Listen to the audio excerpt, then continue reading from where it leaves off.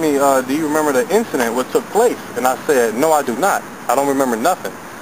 And it was like, okay, well, we won't come back within a few days, and we want to ask you again. It's like, all right, so the doctor came in, kind of cleaned me up, things like that. I really couldn't walk much. I mean, it seemed like my body was so locked that I had to get up and walk. So the officer came and uncuffed me, and then we actually walked around. I was still limping, you know, so I kind of got used to moving my muscles around. Still hurting, still in pain. You know, while I was sitting in the hospital bed, I was there for 3 days. I was in the hospital for 3 days. As I was there,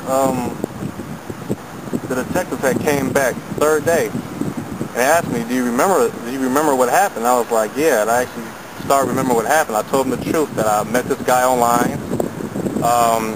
As I met him, you know, we smoked, we drank, things like that. It wasn't my first time, because the first time I did it, I was in school. I did it with him. And then it seemed like I just started tripping. You know, my body was cold. I reacted in a certain way that I did not know I did harm to people. And I revealed everything to him. And he said that because of the crimes that you have did, we have to put you in jail for that. And I was like, okay. And I believe, you know, it was the right thing, because it was justified by law that I did some things. Even though it wasn't intentionally on me doing, I had to go to jail. Now, as the detectives came in, they asked me questions, and then from there I told them everything that was happening. So they said, just by the crimes that I did, they're going to have to take me to jail. At the time I was 17 years old, and this was on December 15th, 2003, which was, like I said, I was in the hospital for 3 days. So then from there they took me here. They booked me in, changed the clothes. I still had my cast on. So, yeah, they booked me in. I was in the bullpen. It's kind of funny because I actually knew some people I went to school with, and then other people as well around the neighborhood. And I was kind of surprised seeing familiar faces in jail, you know. So while I was there, being waited to be assigned to my room, you know, they pretty much handed out, you know, bologna sandwiches in plastic bags. I wasn't a bologna sandwich fan, but, you know, during that time I was hungry, so I had to grab a few. So, and then from there I was in the bullpen. I waited there for maybe 3 or 4 hours, and a guard came in. And when the guard came in and said, okay, he's found your room. So I went into the infirmary. I guess the infirmary for people that were ill, and me dealing with the illness of my cast on my arm. So I was there. A lot of things at the infirmary was kind of different. You know, I'd seen new faces. There wasn't that many people there. There was a lady there at the time, too, as well. You know, getting 3 days a meal, you know. I'm sorry, not 3 days a meal, 3 meals a day. You know, wake up around like, what, 8 o'clock. I go to bed at, what, 9 o'clock, you know. One of the greatest memories I did have here was, I say, around Christmas time. I mean, of course, everybody wanted to spend time with their family, but I wasn't expecting no gifts until the guard came in and was like, hey, somebody got y'all something. So, okay, fine. It's a plastic bag. Well, my bad, it was a brown bag. And the brown bag actually says, you know, Merry Christmas, and that even though you are still here, you are still being loved. And that kind of touched my heart. It was like, you know, notepad paper, some pencils, so we can write our families. My mother was the only person that came at the time. My mom was the only person that came and see me in jail. You know, I told her everything that happened too, and like she felt real sorry for me. My bail was set at $30,000, and at that time I actually wanted to get out of jail, but I believe I was here for being as a learning lesson. I was here to learn a lesson, a very valuable lesson. Yeah, my mom was actually the only one that came and visited me throughout the week, twice a week, sometimes once a week. You know, she was pretty much my best friend, and still is. Showed me support, told her the truth about everything and what happened. She felt sad, you know. I seen her cry. I was crying too. Pretty much the only thing I really wanted was my mom at the time, and to just get out. My bail set was $30,000. And I was 17 years old at the time, and I was looking at 70 years in prison because of the misdemeanors and the felonies that I had. I had, what was it, criminal damage to property, because like I said, I was broke out of the, punched out the door, the glass door, attempt to steal a vehicle, regular robbery, and obstructing an officer, which I do not remember me fighting off an officer, because it was, I don't remember that at all. So but me being in jail is a learning experience.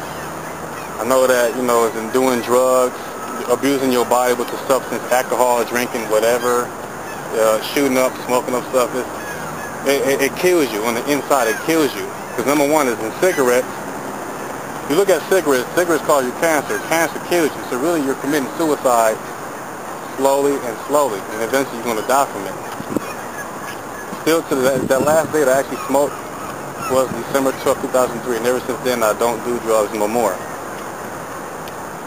Back in jail when I was pretty much left the infirmary, I went to different pods. Now the pods were, it's kind of like maybe a holding cell for a group of men. 4 pods out of each floor. I don't know how many floors it is, but it was 4 pods out of each floor, like pod 1, well my bad, pod A, pod B, pod C, and pod D. I was in 3C, which is the 3rd floor. I was in 4B, which is the 4th floor. And 5B, which is the 5th floor. And throughout each pod, I was actually sharing the gospel with each man. My mother told me to just pick up the Bible and read it. My first passage that I remember reading was God loves you. And from there, I just cried my eyes out because I did not know that there was a God that actually loved me. Because my mom told me to pick up the Bible and read it, I started reading it, and I started learning a lot about the gospel of Jesus Christ, the Acts of the Apostles, the letters, the Revelation. And I started having dreams, started having visions about it. I remember myself I was in my room reading, praying, and I actually can climb up out of my wall. It can actually just be around this bright light. I mean, it's a heavenly host of lights. I got kind of scared, and then I pretty much went back down and opened my eyes, and I was just, you know, in my room again. Yeah, but being in jail is not a good thing. You know, you miss your family. You start to have regrets in life, and that's the number one thing that I did, actually regretting. But I know that if I did not go to jail, I would not even have a relationship with God. I would not know nothing about Christ. I would not know nothing about heaven or hell at all. I actually would have still been in hell, still to this day. But without God's grace, He actually saved me out of something. Even having the scars that I have.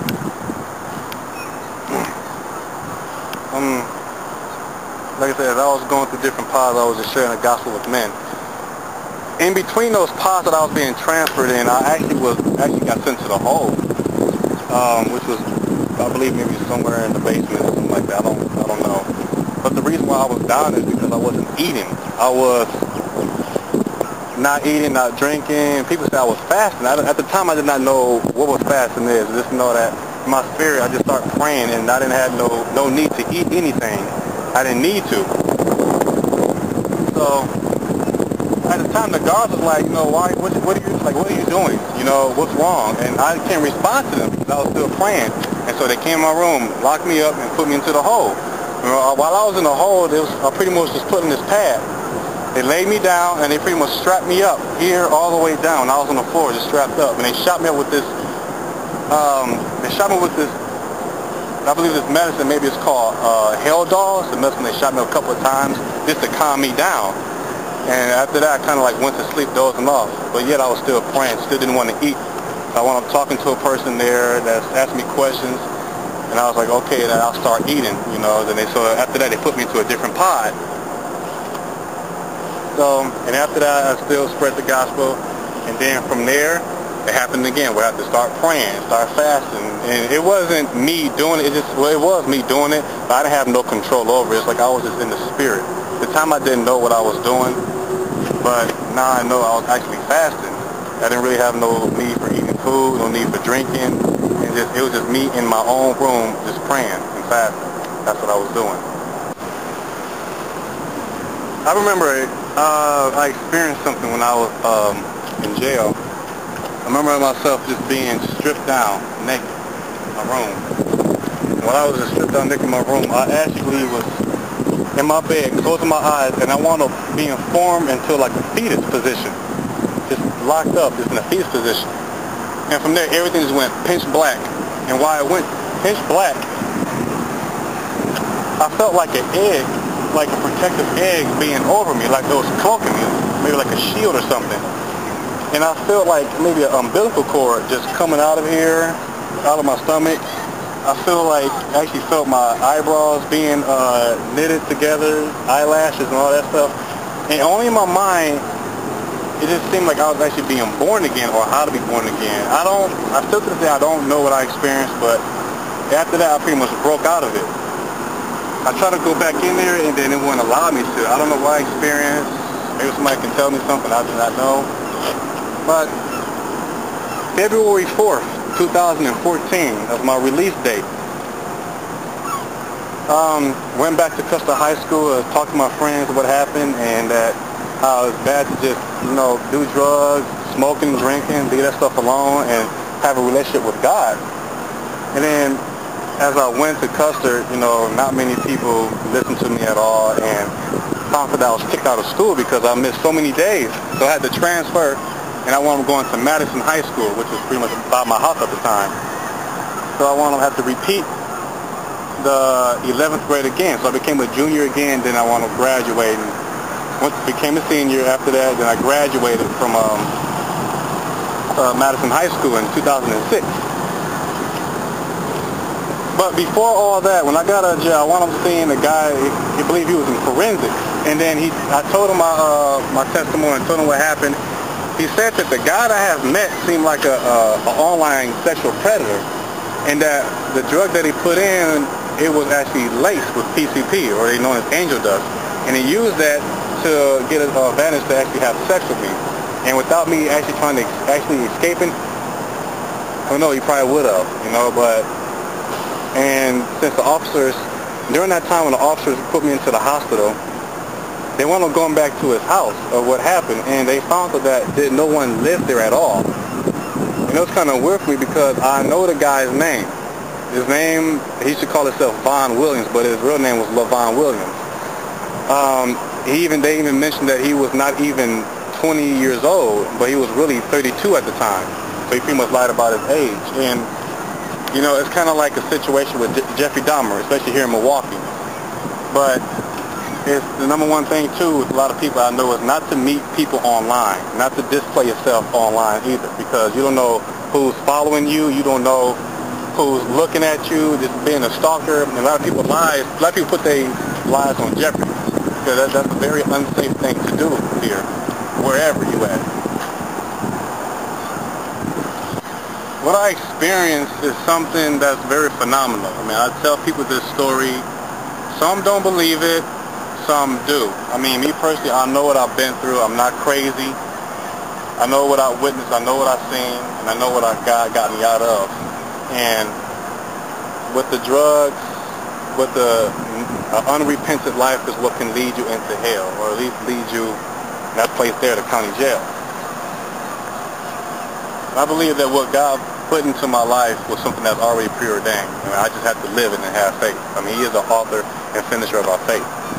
And that faith without works is dead, just like the body without the soul. And I actually have to have faith in what I'm doing. I'm trying to tell people what I've been through, putting it online, even me having dreams and visions of the future and also of the past and things like that. I believe that God has set in our hearts eternity, and we can actually choose to where we want to be, in heaven or hell. Dealing with disbelief, that's something that a person just goes through. That person had to actually go to Christ himself first. Because the number one, what I have learned is that there is a God, and that since there is a God, I do believe in him. Dealing with people that are atheists or agnostic or any type of religion, all that stuff can just be put to a side and just know that there is a God, and that while I was in that guy's house, on the lobby floor, that's the only person who I called out to. I didn't call up for my mom, I didn't call up for my sister, I didn't call up for my mama's boyfriend, I didn't call out to an officer. I actually called out to God, because I believe that at that time I really needed him. And the Bible says that those who call upon the name of the Lord should be saved. And that's exactly what I did. And I'm here to tell you that that is the reason why I believe in God.